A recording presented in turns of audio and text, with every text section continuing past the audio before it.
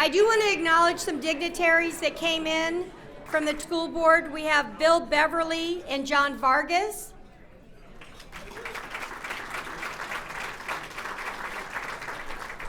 From the Torrance Unified School Board, we have President Martha Deutsch and Terry Reagans. Anybody else? All right, we're good. All right, now I'd like to bring up Donna Duperon for the next part of the program. And again, please keep eating. Thank you.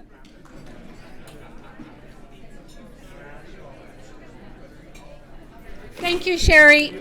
Before I begin my introduction of what I'm supposed to do, I'd like to ask Linda Amato to please stand and probably be very embarrassed.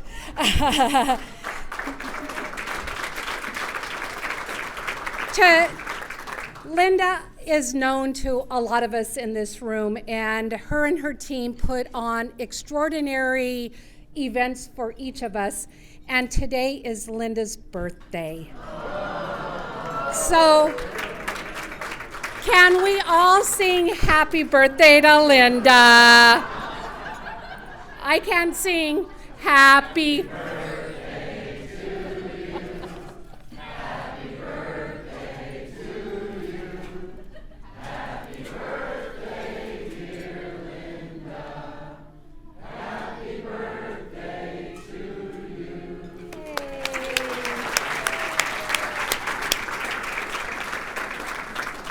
Thank you, and happy birthday, Linda. Thank you for all you do for all of us. And before I turn the microphone over to the Chief Academic Officer, Tim Stowe at TUSD, I'd just like to brief you about a program that we at the Torrance Chamber did this year in partnership with Torrance Unified.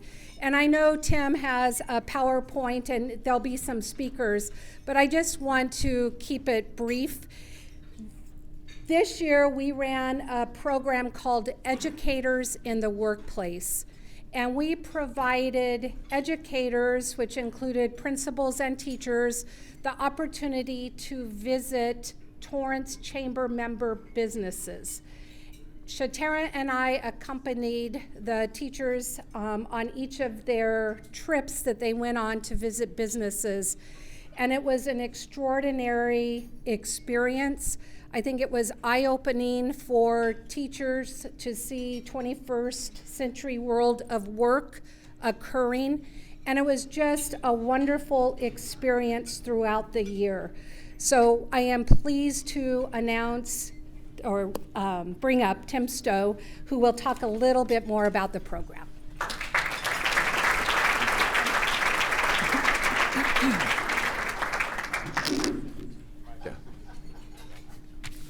So the Partnership for 21st Century Schools is a kind of a forward-thinking organization that has developed a framework, and go ahead and click, a framework for what does 21st century look like. And the goal is to help us practitioners in the field of education to really understand 21st century skills and to help our students attain what it is that they need to be prepared for in the workforce.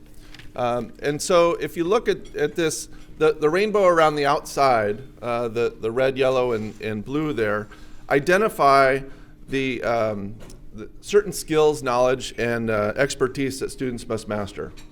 And they include learning and innovation skills. We often refer to those as the 4 C's: critical thinking, communication, collaboration, and creativity. Another area are life and career skills. And the third area is information, media, and technological skills.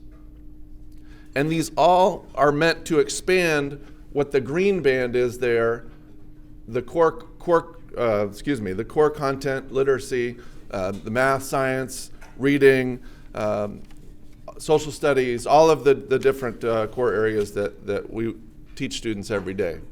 And so this framework was developed in 2007, I believe. It has since been adopted by states across the country, including the California State Department of Education, as the framework for our vision of what students should know and be able to do. And so one thing we wanted to know, because I've been using this in lots of different forums for years, is we wanted to know, what does it look like in the real world? Does this translate to what a kindergarten teacher does every day, or a middle school or a high school teacher? And if it does, how do we as educators in the community impart these skills and translate that to our students? And so over the summer, I pitched an idea to Donna and the Chamber Board to take a group of educators, and if you can click the next slide, this outstanding, great-looking group of people, to take us on a tour of businesses, to really take advantage of the resources that we have in this community so that we can learn more about what is out there in our community for our students once they leave our schoolhouse gate. And so we went through a process. Well, first of all, they were fully supportive, and thank you, Donna, and the Chamber Board and all the business partners. Within a week, Donna emailed me back and said, "We're in. I've already got a bunch of businesses lined up, and we're ready to go, and these are the dates." And so that was phenomenal. And so these are all the businesses that we visited. I think there was a dozen on 5 different days throughout the year. And so we spent time visiting the business, touring, talking to the leadership at the business. What are those skills that you are currently looking for? What are the skills that you wish your applicants would have? How does what you do, what over the course of the next 5-10 years, what is your business going to look like, and what are those skills that you're going to be looking for? And so it was a tremendous opportunity for all of us. And so our goal now, because we spent a lot of time really kind of charting and brainstorming. I think we were in this room. No, we were across the way. We spent an afternoon. We visited both the hotels here and ended the day here with an amazing lunch. We had a lot of great lunches, by the way, and breakfasts. And as I look over here, one day I need to sidebar.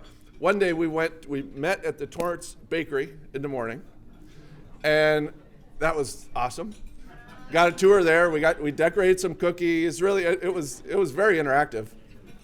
And then we took a stroll down to the Red Car Brewery, and it was lunch only, non-alcoholic drinks, of course, but it was just great, So I mean, but that's the kind of thing we did when we went and visited the other hotel here. We parked here, walked over there, and then walked back. So there were a lot of those opportunities where we just kind of met in one spot and visited the businesses there. Also, the chamber provided a bus on a few occasions where we all met at the chamber office and then visited some different places. So just very, very well coordinated. So anyway, what do we do with all this information? What our vision is we're going to take all of this. We're going to take the research that's been done on what does college and career ready skills look like, and we're going to translate that into kind of our collective vision for learning of what do students at each grade span need to know and be able to do as it relates to some of these larger skills. So over the summer, we're going to work and say, okay, kindergarten through 2nd grade. If we're one of the themes was communication. How are we really going to focus on communication, helping students develop communication, and what does it look like at the early elementary? What does it look like upper and middle and high school? And so that's one example. So to give you a couple different perspectives, we have 2 of the teachers that went on this tour with us. Heather Nakasuji, who's a resource teacher for our gifted and talented program at the district office. She works with all of the elementary and middle schools in Torrance, providing staff development and best practices for how do we really engage those students, those gifted learners. And Mitzi Stover, who is a high school teacher at North High, In addition to English, she teaches speech. She heads up their TED Ed Club, who, if you don't know what TED is, you must engage in that on a regular basis online, and has been involved in lots of things. And so they're going to talk about, from their perspective, what is it that we learn from these businesses, and then how is that going to affect our practice. So I'll introduce Heather.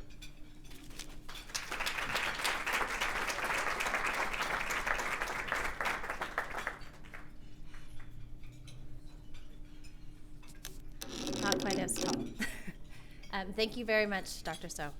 So I had the honor and the pleasure of being a participant of the education workforce, and these are some of the common themes that we found throughout all of the businesses in terms of what we need to prepare our students to become members of our community and businesses and everything. So some of the things were perseverance and grit, critical thinking skills, flexibility, accountability and time management, 21st century skills, and communication and collaboration. And regardless of what business we were at, these are kind of some of the things that we heard from businesses saying that this is what we need from our workforce. There are a lot of practical applications that we as teachers in elementary and middle schools can do to help our students with this. We definitely want to work on creating real world projects that are connected to careers that students might be interested in, and exposing them to as many of those experiences as possible, and making it very applicable to real life. We want to make sure that we have a plan for college and career readiness at every level. So it's not too early to start teaching those interviewing skills or talking about what it means to be professional and starting resumes, even at a young level.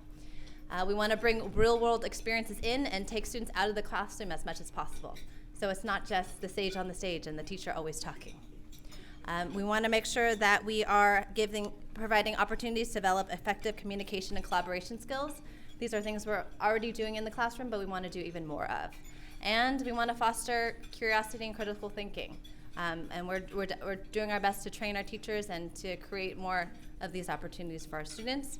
And finally, to have explicit support for building grit and a growth mindset, knowing that everyone has the ability to grow and to persevere. So, thank you.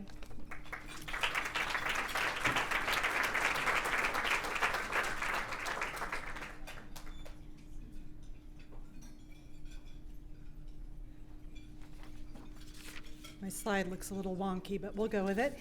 So I teach at North High School, as Tim said, so I'm going to just talk to you a little bit about some of the areas that I am seeing the information that we gathered implemented at North High, and we hope to expand on this in the ways that Heather has addressed at the high school level as well, and to continue to build on all of the fabulous information that we gained from our visits to local businesses. So one of the things that we realized was really important, and we're doing this, but we would like to expand on the integration of technology and specifically digital citizenship. We are using technology in order for students to practice writing, use of spreadsheets, having a clear and concise writing style, as well as discussing social media, use of social media, appropriate use of social media, their digital footprint, and all of that came up in many of our visits. We also are discussing with our students the appropriate use of technology, specifically cell phones, smartphones, and when it's appropriate to use those and how to use those.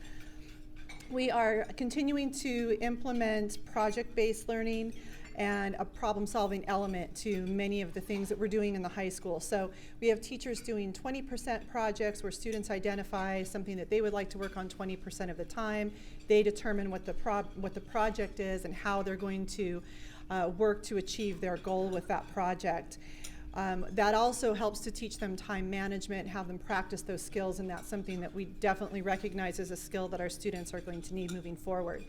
At North, our English department, specifically in our junior English classes, are working together to have students create college and career exploration projects. And this is something that we've done, but we're continuing to add layers to this. And a lot of the things that I heard that I was able to bring back to my department and say, well, here are some things that businesses are telling us. And so we're able to give students the opportunity to research a career of their choice, and then the various pathways that they can take to achieve that goal, the education, the training required, that sort of thing. We are also looking at implementing more real-world application of skills. So, for example, in English classes, when we're talking writing, it's not just writing essays, but also how do you craft an email, an appropriate professional email? How do you request information in a professional way, that sort of thing? And that's difficult for students oftentimes, because even though they're digital natives, they're not using email necessarily in that professional sense. We're also looking at interpersonal skills. How do those fit into the workplace? Punctuality was a big one that came up at every business. We're talking a lot about being punctual. Also, that intellectual curiosity, initiative, asking questions, following directions, problem solving, and even your credit score. That's been a fun conversation. So lastly, I know in my speech class we do a job interviewing unit. My students are doing practicing mock interviews right now. Well, not right this minute, but yesterday and today and tomorrow. So we have very specific directed conversations about appropriate dress for interviews, how to shake hands. We practice shaking hands. How to answer the questions in interviews in an appropriate way. How to sell yourself without being arrogant, and really identification of their own strengths. A lot of times students don't recognize what they're good at. So lots of really specific ways we're bringing this information back to our classrooms. And I just really wanted to thank all of you and Donna Duperon for organizing this, and Shatera, and the local businesses for opening your doors to us and feeding us well. A teacher really appreciates that adult conversation in more than 33 minutes of lunchtime. But truly, I personally learned so much that I was able to come back the next day and say to students, oh my gosh, I heard the coolest thing yesterday, and this business, and this is what they told me, and you can do this, and if this is something you're interested in, here's where you need to go. There's a place for you. And I was so excited to share such a wealth of information. It gave me credibility with my students, because they think I'm crazy, Dr. That's crazy Grandma Stover up there talking crazy talk, but it gave me credibility, and I shared that with my colleagues. So I'm so appreciative, and it is so clear that you are so supportive of us in the schools and of the district, that you were willing to open your doors to us. So thank you so very much for all of the information you provided in your hospitality.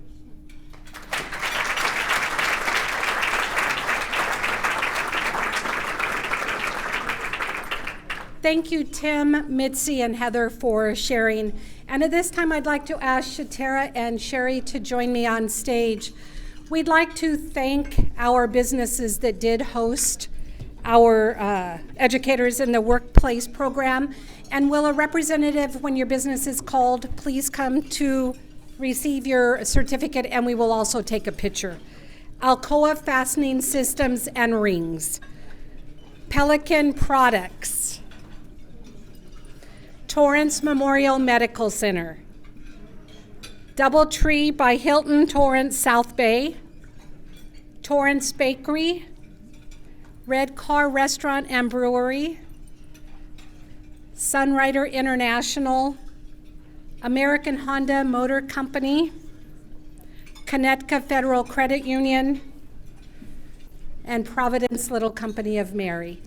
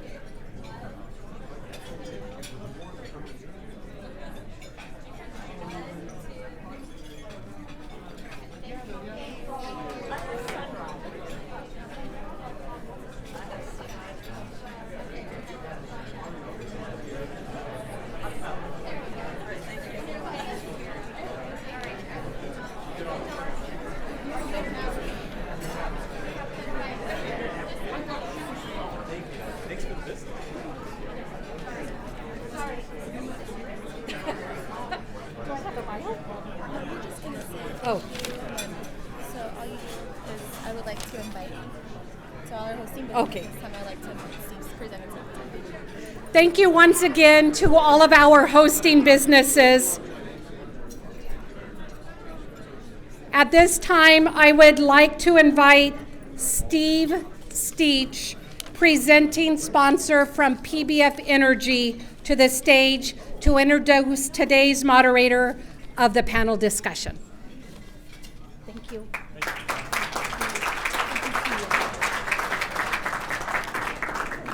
Good afternoon. I'm Steve Steach. I work for PBF Energy. I've been with them since November, and we're buying the Torrance refinery from ExxonMobil. And I will be the refinery manager when this closes. A little bit about me. I am a chemical engineer from Washington State University. Had a home in the South Bay for 35 years. Hermosa, Torrance, and Redondo right now. Mostly Torrance. My wife grew up in Torrance, went to Torrance High. My daughter went to South, Richardson South, USC. If you turn on Channel 5 News at 6, she produces it, so she's done well with her education. A little bit about PBF. We run refineries. Our home office is in New Jersey. We currently operate 4 refineries, 3 in the Northeast, Delaware City, Toledo, Ohio, and Paulsboro, New Jersey, and 1 we recently acquired late last year from ExxonMobil in New Orleans. The Torrance refinery will make us the 4th largest refiner in the U.S. So we'll be bigger than Tesoro, not quite as big as Valero and Phillips 66, but we are refiners. We are experienced refiners. We know that we have to earn the right every single day to operate in this community, and we appreciate that. And we know to do that we need to run safely, reliably, environmentally responsibly, and we also need to be a good neighbor and support the community. And in doing that, our priorities, that's here, youth and education. So this is a wonderful event, and we're happy to sponsor it. And it's my privilege, I guess, to introduce our moderator today. All right, I have notes here someplace. Ellen Mary Michelle is our moderator. She's the Vice President of Worldwide Human Resources at Pelican Products. She spent over 17 years overseeing and administering their global programs in human resources. She's also led some due diligence efforts and integration related to 3 multi-million-dollar corporate acquisitions. So I guess we can appreciate that because we're in the middle of one of those. She's led recruiting and entity setup and local regulations and compliance for the organization's global expansion, which includes 21 different countries with 28 offices and 6 manufacturing facilities. And she's created a wide range of employee-focused programs that have contributed to Pelican being a global leader in design manufacturing of advanced lighting systems and high-performance protective case solutions. She's been a featured speaker at 2 SAP conferences on topics like operational risk management and prevention of workplace incidents. And she's also on the executive board of the Torrance Area Chamber of Commerce, and a board member of the Torrance Cultural Arts Foundation and the South Bay Workforce Investment Board. Prior to joining Pelican, she held senior HR positions at Bryant Mold and Die and Miss M. Stevens Manufacturing and Rulin Electronics. She has a Bachelor's of Art degree in Communications from Cal State Long Beach with a Master's and MBA at UCLA Anderson School of Management. And she holds Senior Professional Human Resources Certification and Global Professional HR Certification from SHRM. And finally, I guess she also is fluent in Spanish, plays the piano, and is an avid painter. So it's my pleasure to introduce Ellen Mary, so please welcome her.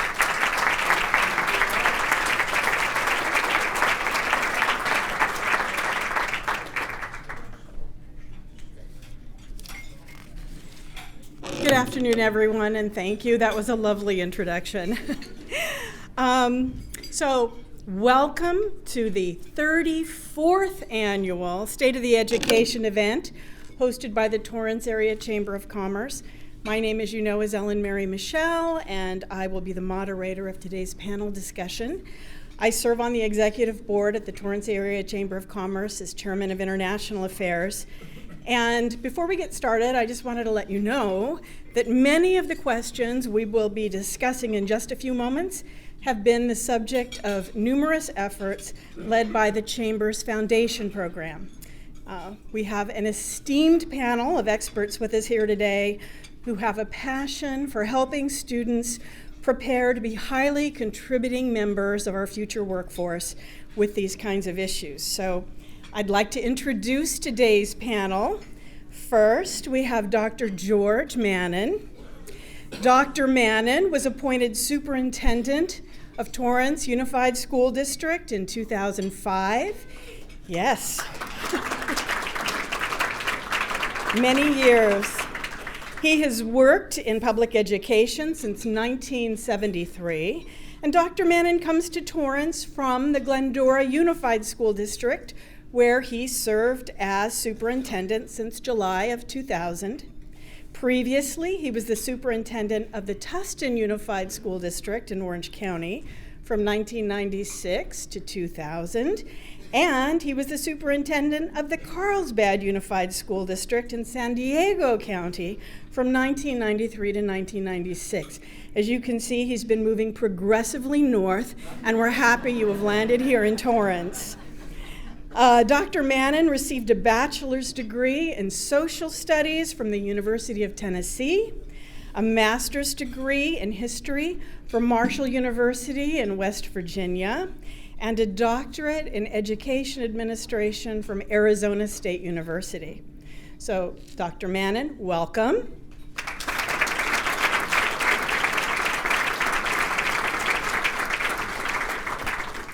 Second, we have Dr. Dina Maloney.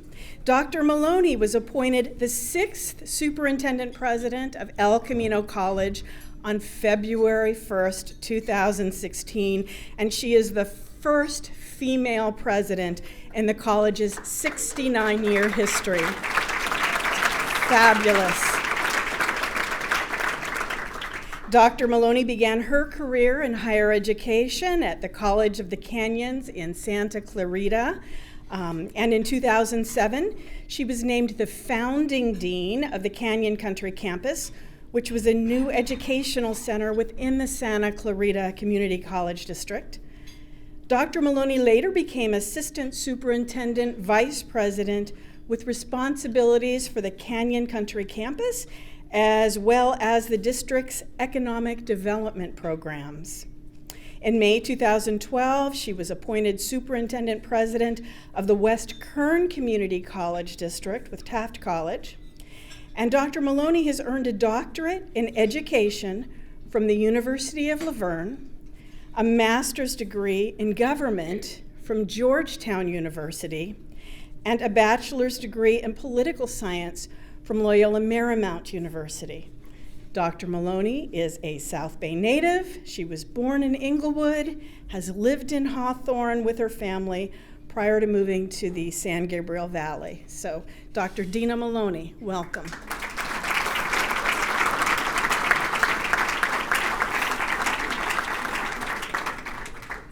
And finally, we have Dr. Ellen Jun.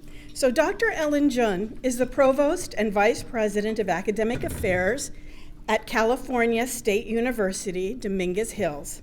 She has 30 years of experience in higher education, with 28 of those years in the California State University system. So Dr. Jun's research interests and publications include college teaching effectiveness, faculty development, educational equity, and diversity issues, as well as early childhood education and advocacy. She has authored over 30 peer-reviewed publications and is co-editor of Child Growth and Development, which is an annualized reader published by McGraw-Hill, which is now in its 22nd edition. Dr. Jun graduated cum laude from the University of Michigan with high honors in psychology. She's earned her PhD and MA in cognitive and developmental psychology from Princeton University.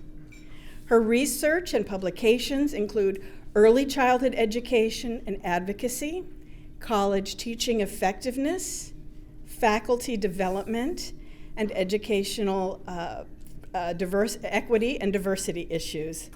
She completed Harvard University's Management Development Program in 1998, and as you heard just this morning, Dr. June received word that she has been named president of Cal State University Stanislaus. So congratulations, and please join us.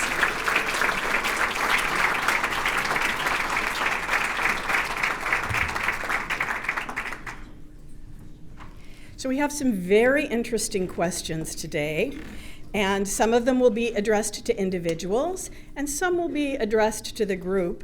But I'd like to start with our first question directed to Dr. Mannon. How are local schools working to prepare the future workforce for our changing economy? I better do that, hadn't I? Thank you. We are developing with the help, and you can see, I believe, how all of these things will connect in a few minutes. Inquiry-based learning environments in our classrooms. And what this does is to provide our students with the ability to be critical and creative thinkers. My colleagues will talk, I'm sure, about that a little bit in the future here with another question. But this also rolls into what you've heard about the Common Core, state standards, because part of the Common Core is for students to become analytical thinkers, problem solvers, collaborative learning. All of those pieces are a part of what we're doing in Torrance Unified. All of you know our district, you know it well. You know our graduation rate is between 96% and 99.9%. We have advanced placement rate. When it came out last year, 69% of all of our kids are passing advanced placement tests who take the test. CSU UC, 53%. And we just had yesterday, and I'm delighted to say, a record of 12 of our elementary schools becoming California Gold Ribbon schools.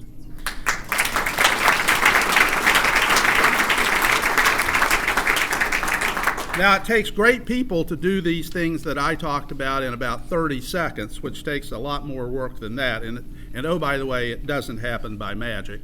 Oh, there you go. Much better. That's why my friend's around here. We've been working with the Center for Math and Science Teaching throughout our district for several years, Loyola Marymount. In middle school math and science. We're currently expanding CMAST, as it's known, to our high schools, and we're working right now with our elementary teachers on next generation science standards. I think one of the most important things that we did 2 years ago was to create a position of a career college program specialist at each one of our high schools. And that person works with our students to complete a 4-year plan with all of our freshmen.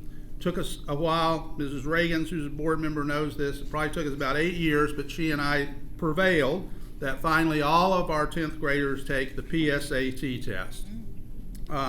We are maximizing counseling in 3 domains. This is a part of our increased counseling staff.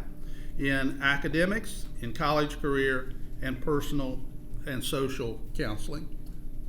Thank you. Excellent, excellent. And thank you. You'll want to pass the microphone back and forth and speak closely. I wasn't too worried about Dr. Mannon. I know he has a booming voice. High school principal voice. That's right. So, Dr. Maloney, keeping on this topic of how students are being prepared for the workforce, a recent study found that 9 out of 10 high school student respondents to an annual survey stated that they would work harder if their school demanded more, set higher standards, and raised expectations. With that said, and in your opinion, are high school students prepared to enter college? Well, thank you very much for that question, and thank you very much for having us here today. It's really an honor to be here. So, with regard to your question, you know, the California community colleges serve about 2 million students a year, and that's about 2/3 of the state's college goers. So, big impact on the state in terms of higher education. Yet less than half of the students that set out to earn a degree at a community college do so within 6 years. So there's lots of reasons why that happens, and college preparation may be one of those factors. At El Camino, if you look at the students that are entering our system, entering our college, that are able to enter college-level math or English courses right away, 72% of them earn their degree within a 6-year time frame. So it does make a difference in terms of time to completion. In looking at this problem and working with our partners, we're doing a number of things to help our students complete more quickly and reach their goals in a more timely manner. One of the things that we do is annually we meet with all of the principals, and we have a very strong research department at El Camino College that tracks students' performance as they enter the college and go through their about a 4-year period where we're tracking, and we're able to share that data with our high school partners and kind of look for alignment in terms of what we're doing with students. We have a very strong first-year experience program, which is for first-time, full-time college students that enter El Camino in the fall semester following spring graduation, and it provides an acceleration of their progress through those really kind of key courses at the beginning in math and English so they can complete more quickly. And then we just recently earned a grant, about a $1.5 million grant from the state of California called the Basic Skills Transformation Grant, which will enable us to try some new things on math and English, which are kind of the key sequences of courses that students need to be successful in order to achieve their goals. And in that particular grant, we're going to be looking at multiple measures of placement, because one of the things what we're wondering is, are the placement tests that we use to determine college readiness, are they actually measuring what we hope they are measuring and actually placing students appropriately? And one of the new thoughts is that we should be looking at transcripts from high schools as well as the placement tests to place students appropriately and see if they can progress more quickly and not waste time in developmental courses that they may not need in order to be successful in the college level courses. I really think it takes a partnership with all segments, with not only the schools where students are coming from, but also our transfer institutions, because so many students want to transfer, to look at college preparation and make sure we're in alignment and that we're doing all we can to help students enter, be placed, and successfully transfer. Most of our students enter saying they want to transfer to a 4-year school, and when you look at our system, 1/3 of all UC students got their start at a community college, and half of all CSU students got their start at a community college. So it's really important that we do all we can to help promote the transfer goals our students have. Excellent. Thank you so much. Thank you.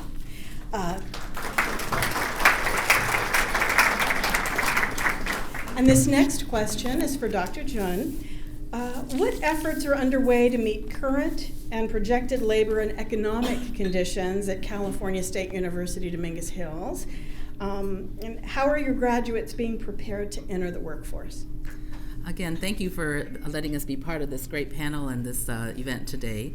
I wanted to stop and set a larger context, and I think this is something that's important for people to understand, and Dr. Maloney touched on this a little bit, and that is California is the 7th largest economy on the planet, right?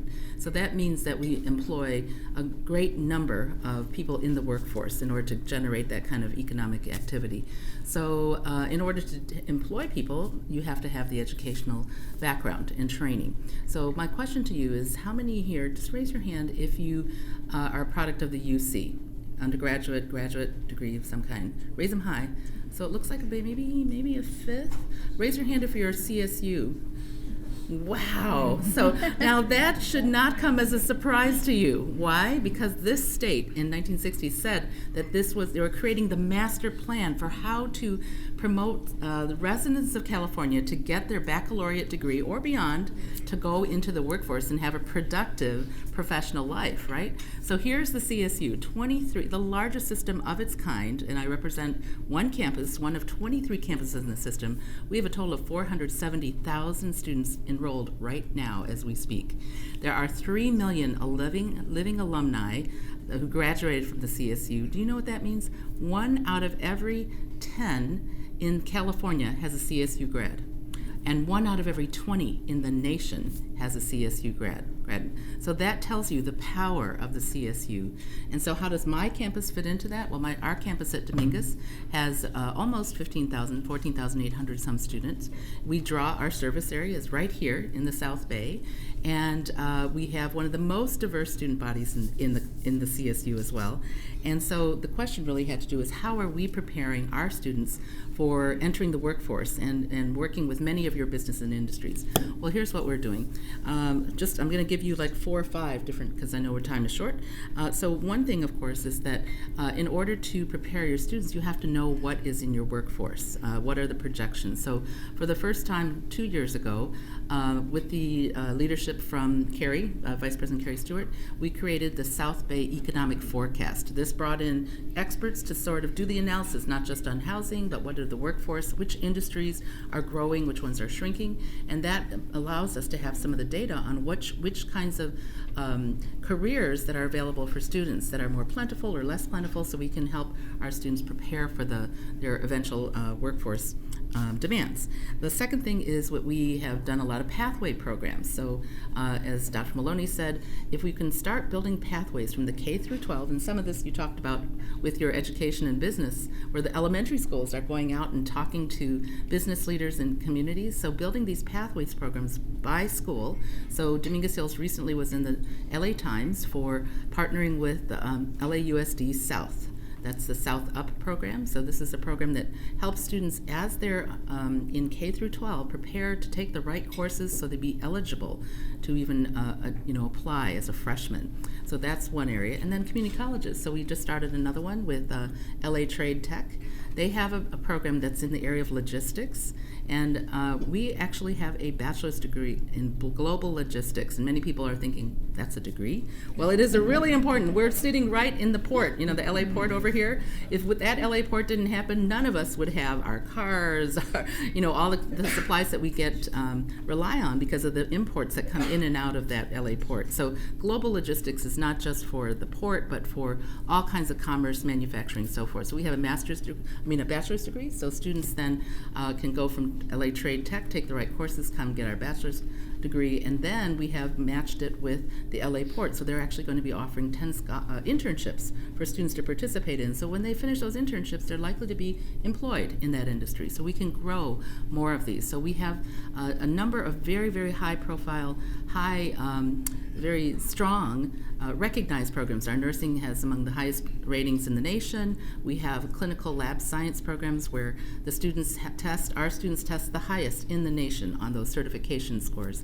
And orthotics and prosthetics is one of only 12 programs in the entire United States that we offer. It's a master's degree. So I could go on and on, but that just gives you a sense of how we are trying to identify key areas that are particularly important for this area of Los Angeles, and then to help our students steer into that direction. And then finally, the other kinds of things we're doing is to help prepare our undergrads, many of whom are first generation college students, think about not just their major, but what do they want to do with their life. So we have started a partnership working with Stanford. They have a course called Design Your Life. I don't know if any of you had a course like that when you were an undergrad, but this is for juniors or seniors. So just because most of us in here, if I ask you what your major is, it doesn't necessarily match directly with what you're doing, right? There are all these majors that you had to take when you're an undergrad. And everyone asks you, what's your major? And then your parents say, what are you going to do with that major, right? So design your life is sort of what that arc of the rainbow that says, you know, here's critical thinking, communication, etc. But what it does is to help students plan while they're still in undergrad. What do you want to do with your life? What are your skill sets? How do you want to prepare? So those are some examples. And then the final thing I want to mention is that really we're a high impact university. We're going to use the data that shows that students who engage in active learning, high impact learning, will have stronger skill sets, and you know, their resumes are more diverse. So if they're doing field work, if they're doing internships, undergraduate research, service learning, all of those things are things that enrich their skill sets beyond just getting grades and courses. So those are all just a sample of some of the things that we're doing. Thank you very much. And I have to tell you that the Port of LA may have internships, but knowing that you have a global logistics program, we have jobs. We have jobs now, so we need to talk. Let's talk. We need to talk. This next question is for Dr. Maloney. Historically, the emphasis has been to promote university attendance for K through 12 students, but we know that not all students will take the path to college. So what is being done to fill the need for manufacturing and technical jobs that do not necessarily require a 4-year degree? Well, I think the California Community College is probably the workhorse of workforce development at the 2-year level for sure. Jobs that require less than a bachelor's degree but more than a high school education. And we're seeing that segment of jobs certainly growing in this economy. At El Camino College, we're very involved with workforce development. We have 33 degree programs that lead to employment directly from a 2-year program or certificate. And those programs enroll about 9,000 students a year at El Camino, so they're in high demand at the college, and it prepares students for high demand jobs out in the workforce. And these are everything from automotive technology to welding and everything in between. And it's exciting to see students that come in with a goal to earn a degree or certificate, be credentialed in a field that values that credential, and get employment afterwards. Many of our students report their wages go up by 25% or more when they finish our programs and go out into the workforce.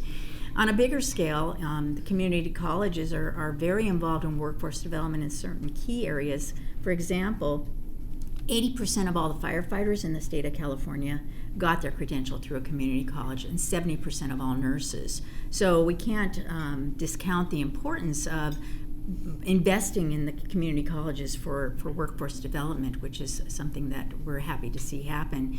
As a matter of fact, the governor's budget proposal for next year includes $200 million to help strengthen the workforce development programs in community colleges, because these programs are programs that take a lot of equipment. They're high expense programs, but the impact to the economy and the impact on individual students is tremendous. So we're very happy to see that happen. And El Camino, as part of our mission, includes workforce development. We're very committed to it. Thank you, thank you.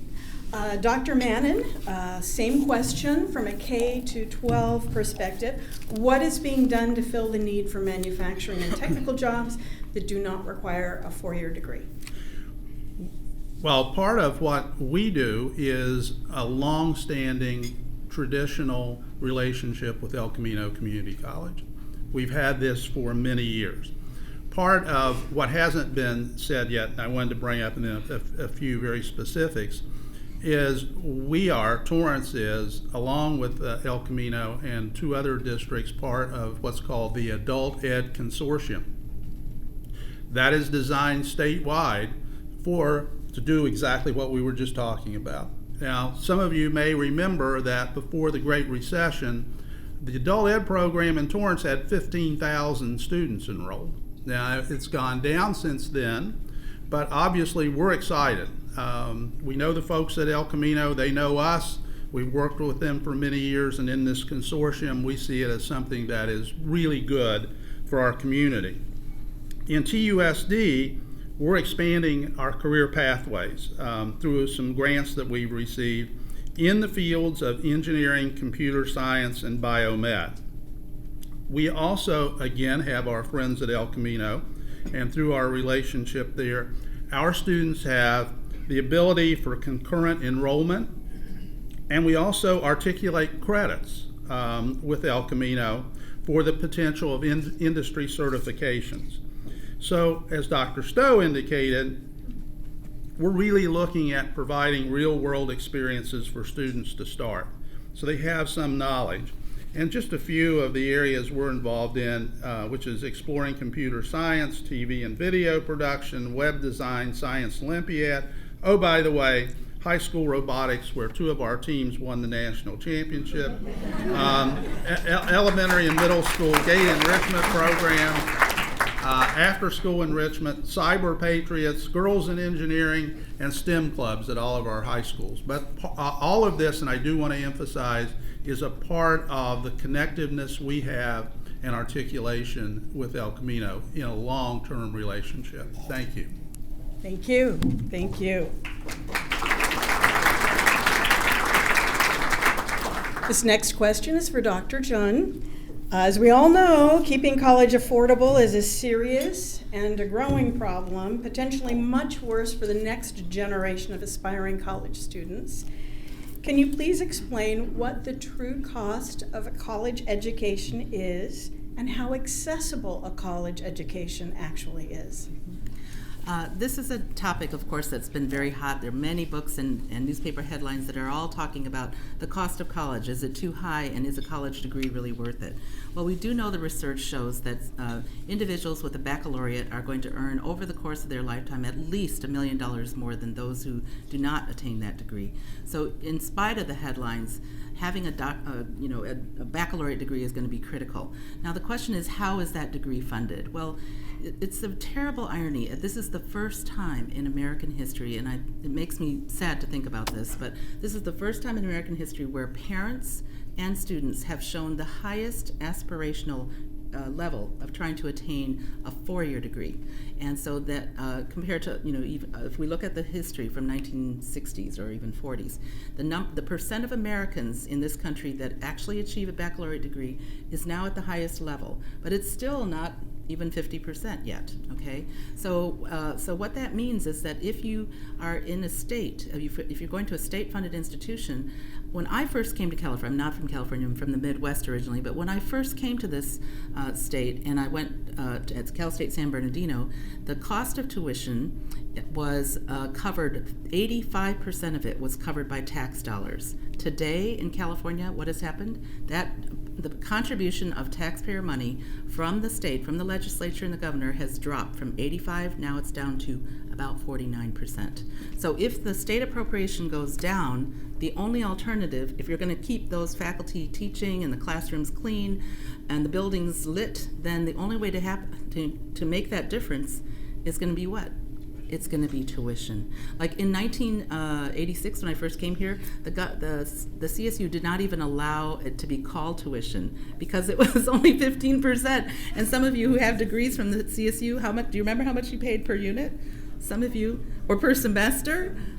$72, right? Do you know how much it costs today in the CSU at my campus? Back in the 1960s, when the master plan was set up, the community college was actually free. That's the beauty of 1960. The legislature and the governor said, so now there's all these people saying, oh, we should make it free again, right? Where's the money going to come from? It has to come from somewhere. So here's the interesting point is that, as I said, at no point in history has Americans wanted to get a 4-year degree, but at the same time, every state except for 2, can you guess which 2, has decreased their funding? Montana and North Dakota are the only 2 that have increased. And this was 2 years ago. You know why? Because remember, they built all their oil things. Now, of course, they might be in the toilet because oil prices have changed. but the point is, so here's the thing, is how do you keep college affordable? It has to be considered a common American good, and that legislators, businesses, industry, the people of the states have to pressure our legislators and our governors to say, you need to keep funding at least at the same level the state appropriations so we can offer a high quality education for students. So for 5 years in the CSU, we were cut $1 billion for the entire 23 campus system, and we still have not we got a little bit from the governor over the last couple of years, but we're still not even close to where we were 4 years ago, and we're serving 20,000 students more.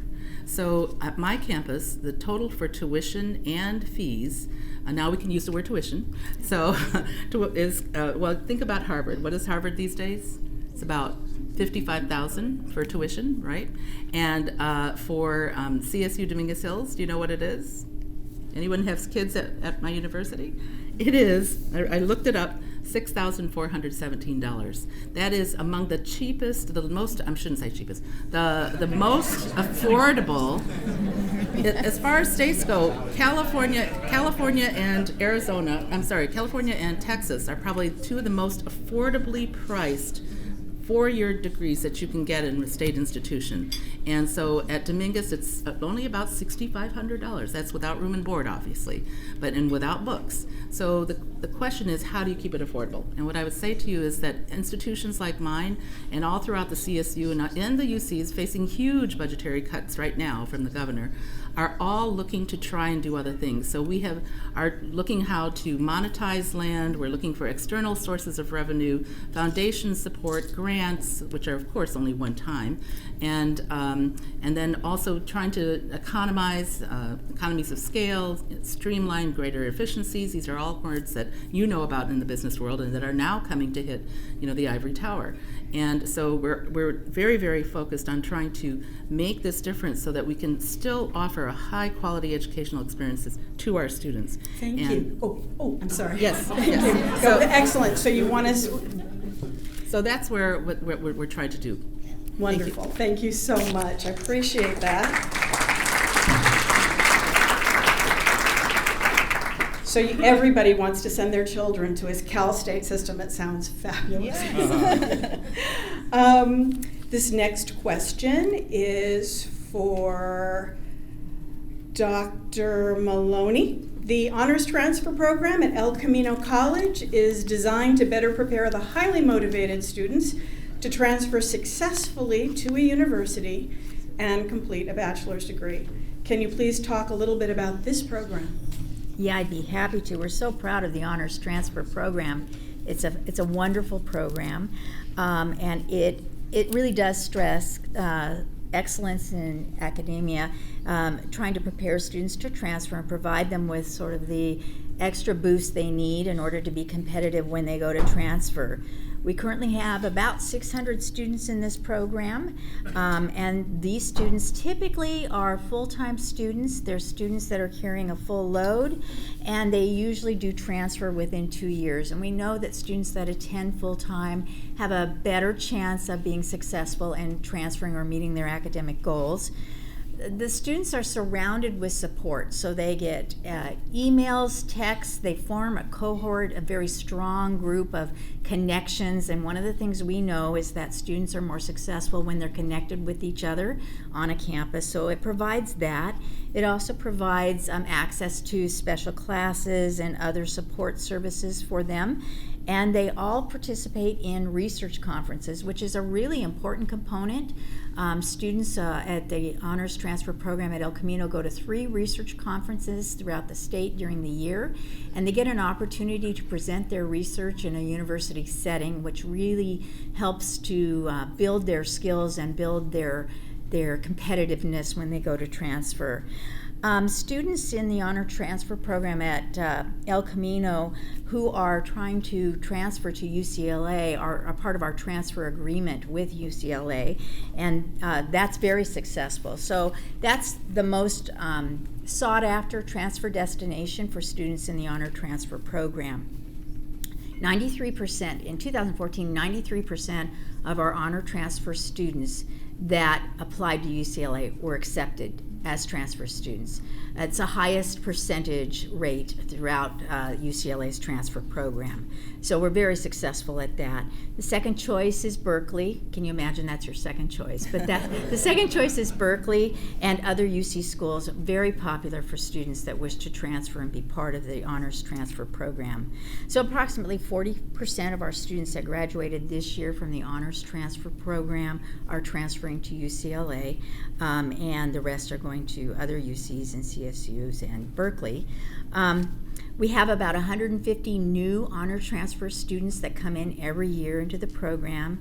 And one of the things that I want to mention, and we're so proud of this young man, but one of our students in the honors transfer program this year, Joshua Default, he is a member of the honors transfer cohort this year. He graduated, and he was just recently notified that he was awarded the Jack Kent Cook Scholarship. Only 75 students across the nation are recipients of the Jack Kent Cook Scholarship. It's an incredibly highly sought after scholarship, and will award him up to $40,000 per year to complete his bachelor's degree, and it'll award another $50,000 a year up to 4 years to earn a master's degree. He's eligible for that. So we're very excited about that, and he's just typical in many ways of the caliber of students in the honors transfer program at El Camino College. Thank you. What a wonderful success story.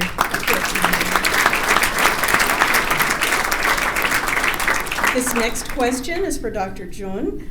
The nursing curriculum no longer provides nursing students an opportunity to obtain skills related to surgery. Are there any plans to change this? Okay. If any of you know a little bit about surgery and medicine today, it is vastly, hugely different from what it was 15, 20, even 10 years ago. And because the techniques and the equipment and the technology that is now utilized in operating rooms is light years ahead of the old days. So in the old days, you didn't have microscopes and let's see, what do you call that? There's all these fancy different kinds of surgical techniques that rely on computers and imaging and so forth. So in the old days, you would be able to train a nurse in a nursing program that did not have access to a hospital necessarily. But because of the rapid changes in surgical techniques and technology, it requires a great deal more specialization and high-tech training. And that kind of high-tech training is not really available to regular state universities. Today, however, you can be a surgical nurse by first, in our state, you have to be a registered nurse first, so you have to earn that. Then you have to go and take a specialty called an operating room nurse certification. And there are only a very few schools that offer the certification training. So some of you might have heard Southwestern College, which is in Chula Vista in the south of California. El Camino, actually, you have a 13-unit course. Hospitals, Sutter Health, Kaiser, Permanente, San Francisco General Hospital, they all offer their own surgical nurse specializations. And since Dominguez Hills, as a state institution, is not affiliated with a hospital or a surgical facility, we don't have that practice. And most CSUs, I don't think any CSUs have a surgical expertise in their faculty or have a medical school. A UC might have more of that capability. So for the time being, it's unlikely because this need is being filled by other specialized training, and that's already required for certification as we see it today. Thank you. Thank you. Dr. Mannon, due to the world's increasing emphasis on technology, it has been said that 80% of the future jobs our students will face will involve STEM, science, technology, engineering, mathematics, in some form or another. So how are our schools preparing our students for this increasing emphasis in a technology-driven workforce? Well, first of all, you remember my first answer, I'm sure you still have it in your head, where I talked about project-based learning, which develops collaboration, problem solving, and perseverance. And this is all a part of the program that we put in place through Project Lead the Way. Project Lead the Way is a STEM curriculum. We started 5 years ago with one engineering class at Torrance High. We now have expanded to 7 schools with an additional 3 schools coming in next year. Project Lead the Way Elementary is at Edison and Torrance. Project Lead the Way Gateway, that's middle school, is at Madrona and Hull. Automation, robotics, design modeling, computer science, flight space, and green technology. And Project Lead the Way at the high school level is at Torrance, South, and North in the fields of engineering, biomedical, and AP computer science pathways. And again, our students then can also work concurrently and receive concurrent credit with El Camino. Thank you. Thank you very much. Now I'm going to throw things for a little bit of a loop. I promised Donna that if she made me moderator today, that unlike Ricky Gervais in the Oscars, we would end on time. So I'm going to ask our three panelists to give in what we call in business community an elevator speech, 2 to 3 or 4 sentences about what does the future of your schools look like, and what can the business community look forward to in the coming years. So we'll start with Dr. Mannon, followed by Dr. Maloney, and we'll end with Dr. John. Thank you. Thank you. A visual. I would be remiss if I didn't point out, which was huge for our community, measures Y and Z for modernization. Torrance High is going to be completed next summer. As we said at a board meeting, those that have been completed, those in planning, leaves us only 3 schools. So we have certainly moved from that. Measures T and U, again, a big thanks to our community in 2014, which really uplifted us. You're going to start seeing construction this summer on the new Aquatic Center, which is a state-of-the-art facility, along with auditoriums at the high schools. West will be the first. And beware, Chief will tell you this, we now have video surveillance at half the schools, and the other half will be before the end of the year. So you never know who's watching you. Thank you.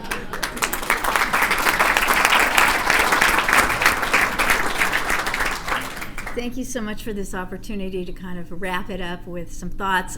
First of all, I think the future for El Camino College and for all of our institutions in the segments we represent is transformation. At El Camino College, we also enjoyed the support of the community in passing 2 bonds over the last, I don't know how many, 12, 15 years. And those 2 bonds are really transforming the campus with new instructional buildings, a new stadium, lots of new facilities, and revamping of our infrastructure so that we can serve students into the future. And we appreciate the support from the community to make all of that happen. But what I really want to say is that, as you've heard from all of us, the master plan for higher education, for example, is really undergoing some massive change. So here we are, a community college, and in our system, we were designed to provide the 2-year degrees, but we have 15 of our colleges now able to offer a baccalaureate degree in certain fields. The CSUs were really designed for the bachelor's degree, but they offer a doctorate degree in several areas. And the community colleges are working very closely with the K-12 system to offer courses through dual enrollment and concurrent education and those sorts of things. So I think we see students coming back from CSU to the community college to get a certificate. We see students transferring. There is a lot of flux here, and I think it's all about flexibility and meeting the needs of students and meeting the needs of the state economy. And that's where I think it's important to let you know that El Camino College is very committed to working with the business community. My background is economic development. It's one of the things that really gets me charged up when I think about the work we do at the community colleges, in addition to transfer, is preparing students for your workforce and working with you to identify what it is you need and do our programs satisfy those needs. So we're very excited about the future. I think it's very bright, very positive here in the South Bay. Thank you. And Dr. John. Thank you. I think if I had to summarize what we're doing at Dominguez Hills is to say that we are an innovation leader, and we're really looking to have greater collaboration, responsiveness to the community, to the business and industry leaders, to K through 12 in the community college. El Camino is our largest feeder to our students who come to us from the community college. So we are very much involved in innovation. In fact, we received the Governor's Innovation in Higher Education Fund, only one of 6 CSUs last year. So the governor gave us $3 million. I wish it was base, but at least we got that money to really showcase the innovations that we are doing to help student success and build these bridges and pathways. The big things that we're talking about for the future is to grow our STEM students. So we have a new science and innovation building that will break ground in the spring and then fully open for classes and students and offices in 2019. And we're also planning new degrees, cutting edge degrees. For example, new digital digital media, disruptive media that you sometimes see, as well as not just, Hollywood and USC is known for careers in front of the camera. These are careers behind the camera. And so we're actively exploring these new digital media kinds of careers and degrees. And then our campus does not currently have engineering, but we're now in the process of starting a master's degree in systems engineering, which is something that many industries can make use of. So we have a very talented group of students. We have energetic faculty, and we hope that you will send your students to us. I will warn you, last year I think we had 30,000 applications for only 3,500 spots. But right now we are not increasing our admissions criteria, but it is getting more difficult to get into a CSU because of the demand and student success. So we're very excited, and we love having these kinds of conversations. And then I have to ask, raise your hand if you're a Dominguez Hills alum. All right, so David, would you stand up? David, this man right here is David. No, I want you to see him because the reason why is because we want you. You are successful in your careers. We want you to come and be professor for a day. And David Gamboa, who's our AVP in Alumni Relations and Governmental Relations, helps to put this on with us every year. So we would love for you to connect with David afterwards, and let's sign you up so you can talk to our students about how your career path is going and how to spread the success. So thank you very much. Thank you. Thank you. So, as a member of the business community myself, I've made several mental checklists about getting back with each and every one of you about your fabulous programs and opportunities for students and partnerships with the workforce. So again, let's give a big round of applause for our outstanding panelists today. And Dr. John, Dr. Mannon, and Dr. Maloney will be available after the presentation today to answer any questions you may have. And we have special chocolates for each of the panelists. And as I give them their chocolates, I'd also like to welcome Sherry Kramer back to the stage for some final remarks. So thank you. Ellen Mary, we want to thank you as well. So thank you so much. And I just learned you're a Long Beach alum like I am, so we have to talk.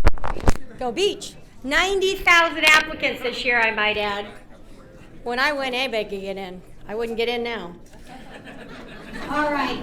Thank you, panel. I know that we do want to do a picture of the three of you before you leave today, if possible. Would appreciate that. I'd like to thank City Cable for covering today's show. Really appreciate all they do. Doubletree, fabulous lunch. That dessert from now on. Thank you. Shatera, you are incredible. Thank you so much. She put this event on. Really appreciate it. Donna and her staff, appreciate all you do. I did want to acknowledge our chair, Jack Folkert, and all of our board members. If you're here, just stand up and say thank you. Appreciate it. On June 23rd, we'll be celebrating 10 years with our school partner, Bert Lynn. Many of our chamber members have partnerships with the local schools in the community, and we couldn't do it without you. I know you always appreciate what we do, but really, you are our ears out in the community, and we really appreciate and love our partnerships. With that, I'd like to just say have a wonderful and safe summer. It's less than a month away, and those kids will be out. And feel free to take an apple when you leave. So thank you so much. Make it a great day.